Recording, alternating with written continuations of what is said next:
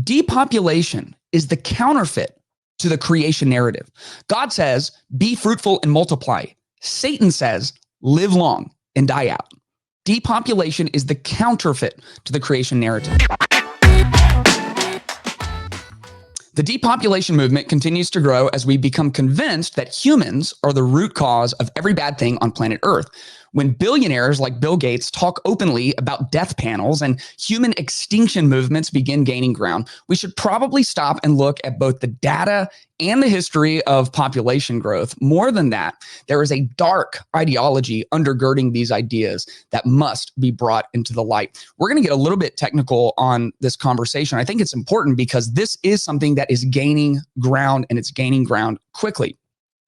And the more that the cultural religion of the West becomes climate, worshiping climate, whatever that even means, we can't, good luck even defining what climate exactly is or what it means to the person next to you. But we worship climate, we worship the earth, we worship Mother Gaia. We've reverted back to these pagan ideas that we just give deference to the sun, moon, and stars and the trees and the grass and the animals all around us. Many people are beginning to see human beings as the actual cancer on the earth. We are the plague. We are the problem. And we have seen over the years, even very influential people just get very specific about the decisions of, how long people should live or how many kids someone should actually have. We're going to look at a few examples of this. This is Bill Gates from about 10 years ago. That's a trade-off society is making because of very, very high medical costs and a lack of willingness to say, is spending $1 million on that last 3 months of life for that patient, would it be better not to lay off those 10 teachers and to make that trade-off in medical costs? But that's called the death panel, and you're not supposed to have that discussion. Yeah, that's called the death panel, and you're not supposed to have that. We're not supposed to talk about when someone's not dead, whether or not we should kill them. And if you're wondering, he's going to go ahead and explain it a little bit further. So of course, that's an interesting thing you just said, which is just the last 3 months in life for one person or something, because we haven't had a discussion of how to allocate that money. It means we lay off 3 teachers to do so. I mean, in other words, we haven't had this type of allocation. We're making that trade-off because of huge medical costs that are not examined to see which ones actually have no benefit whatsoever. And because of pension generosity, we will be laying off over 100,000 teachers. So no benefit whatsoever. So your grandma or your grandpa is in the hospital and they're 80 years old and they have 6 more months to live, and there's no benefit whatsoever, according to Bill Gates, to keeping them alive. And you got to understand, one of the things that he's doing here is he's talking about issues of life and issues of liberty and issues of the pursuit of happiness. Is education important? Yes. Do we want teachers to be laid off? No. Also, Bill Gates has enough money to employ probably all of the teachers in his state or half of the country for like multiple years in a row, right? So he's saying we have to have death panels, and we've got to look at people who are sick or infirm or have, incurable diseases or don't have a high quality of life. This is the same conversation that has led historically to conversations about eugenics, where someone is born with a psychological condition or a mental impairment or all host of other reasons. They're born into poverty. And so you just very carefully get rid of the undesirables so that the rest of us, can stay employed. And life is the foundational right that all the other rights rest on. And so like the right to liberty, like you have the liberty to pursue whatever career you want, the right, as explicated in our founding documents, to pursue happiness, right? You're much happier being employed than unemployed. That is a right that rests on the foundation of life. And if we begin to remove the God-given, divinely mandated right to it says we hold these truths to be self-evident. Benjamin Franklin changed that. Thomas Jefferson wanted to say that they were divinely originated. We have the right to life. And he's saying, well, let's call that into question. And you're comparing whether or not some people, which it's like we're problem solvers, Surely we can come together and figure out how to keep these teachers employed and not start killing people because we want to play God in some way. Now, Coincidentally, maybe this next clip is from Melinda Gates, who is Bill Gates' wife, and this is part of a 60 Minutes interview. And we're not going to play all of it because what I actually want you to hear is not from her, it's from the person interviewing her. We were at one of these meetings yesterday, and I remember that a lady told you that she had had 8 children, and 4 of them had died in childbirth or shortly thereafter. But if all of them had survived, she'd have 8 children. And what the developing world does not need is more children. Wow. What the developing world does not need is more children. Number one, this is like the most paternalistic thing I've ever heard anyone say, maybe ever.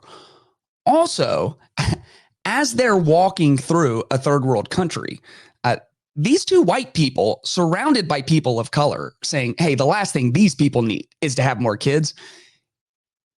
It's kind of racist. So the clip just goes on like that's assumed. Well, we all know this. You know, all of us just elite, Western, brilliant minds. I mean, it goes without saying. He's just begging the question. It goes without saying. What we don't want is for these people in the developed world to be having lots and lots of kids. I mean, how terrible would that be? I mean, I know scripture calls like kids the greatest blessing and the jewels in our crowns. And like, I know that, but oh, how terrible would it be for them to have lots of kids, like lots of kids to help them around the house and to hit a certain age where they can bring in more income and to help take care of their other siblings so the parents can go out and find jobs. Oh, it'd be terrible for them to have so many kids. Now in the West, you know, I mean, if we want to have 4 or 5 kids and, you know, then we just kind of nepotistically hand them millions of dollars and take over the business. I mean, that's good for us, you know, because we live on multi-acre lots. We have plenty of room, you know, we don't hurt for anything, but these poor people, oh boy, the last thing we want is them having. So this goes to its logical extreme when people start talking about how humans are the scourge on the earth. And just one of these that the New York Times talked about lately, this is an article from the CBC, is a group called Vehement, the Case Against Humans.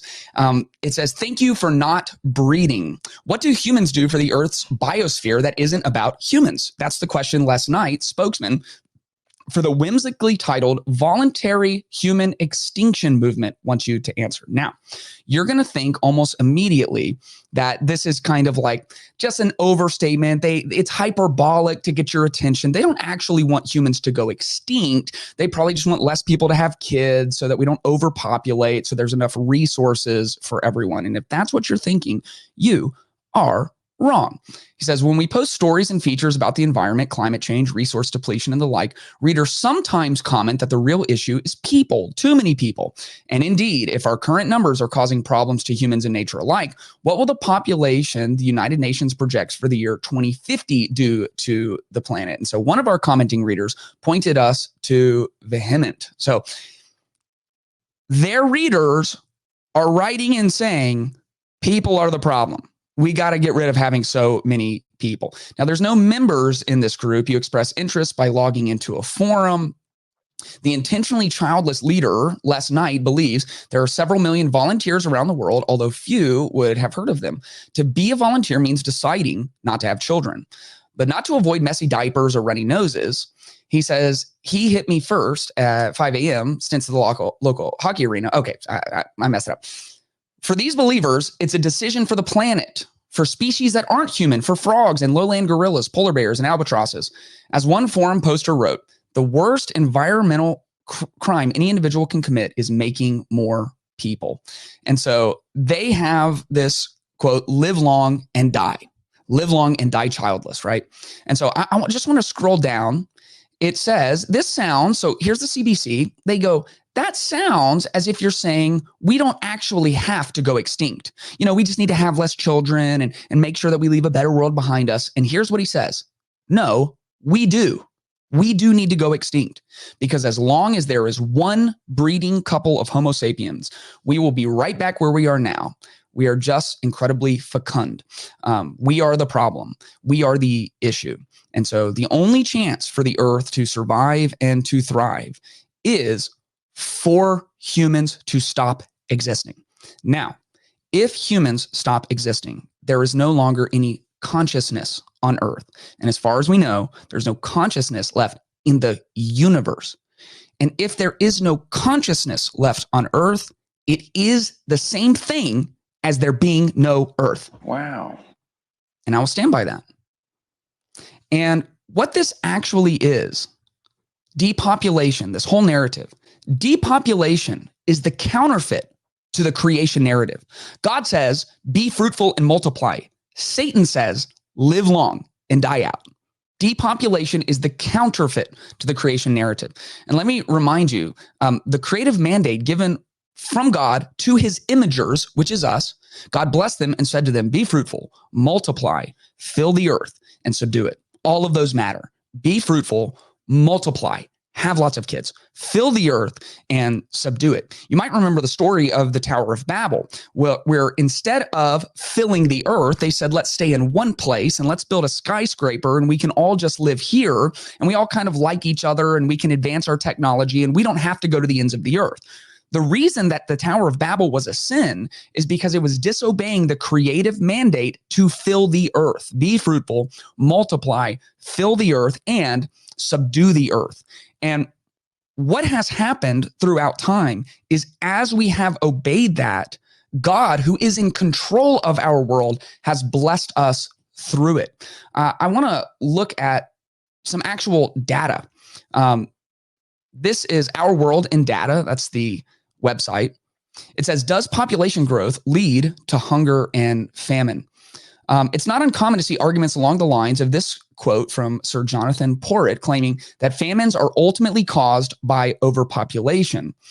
Porritt, who's the former director of Friends of the Earth and also former chairman of the UK government Sustainable Development Commission, was talking about the 2011 famine in Somalia that went on to kill roughly 250,000 people. He seems certain that the rapid population growth witnessed in East Africa had made famine there unavoidable. Now, this goes back all the way, they point out, to a Malthusian belief. Looking at the world as a whole, it's very difficult to square Malthus' hypothesis with the simple but stark fact that despite the world's population increasing from less than 1 billion in 1800 to more than 7 billion today, the number of people dying due to famine in recent decades is only a tiny fraction of that in previous eras. Thomas Robert Malthus, the English political economist, writing at the turn of the 19th century, he asserted that in the absence of preventative checks to reduce birth rates, the natural tendency for population to increase, being so superior to the power of the earth to produce substance for man, ultimately results in positive checks that increase the death rate. If all else fails to curb population, gigantic, inevitable famine stalks in the rear, and with one mighty blow levels the population with the food of the world. This was Malthus' idea all the way back in 1900. This has been adopted.